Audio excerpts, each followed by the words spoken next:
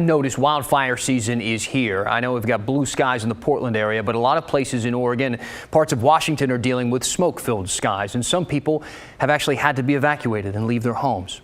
Now, I know we're all hoping things never really get as bad as what we saw last year in terms of the size and the scale of these fires, but I'm also hoping things don't get as bad in terms of the conspiracy theories and the false claims that we saw. Now, to refresh your memory, during the wildfires in Oregon last September, there were all of these rumors that were spreading online that people in Antifa were lighting those fires. There was never any evidence of that, and the FBI even came out and said that these were false claims and to not believe them. But so many people did already believe them that local agencies in some parts of Oregon were overrun with 911 calls from people reporting those rumors.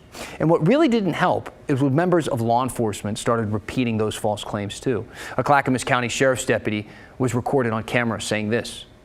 This is important because, and I'm going to say this, Antifa okay, right, are out causing hell.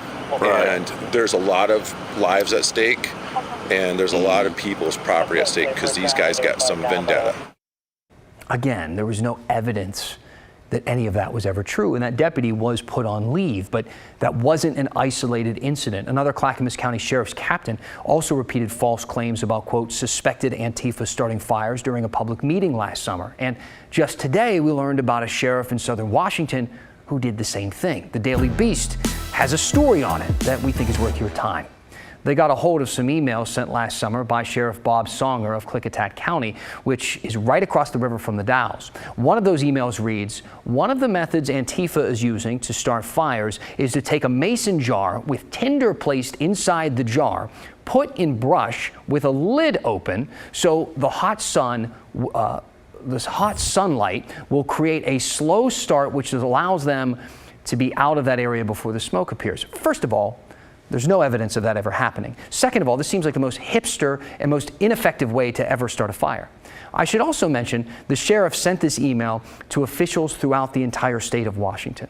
So during this fire season, if you hear a rumor or some kind of claim that sounds strange or maybe unlikely, please send it to us. We will research it for you and tell you if there is any evidence to it, if it is true or if it is not true. That's our job.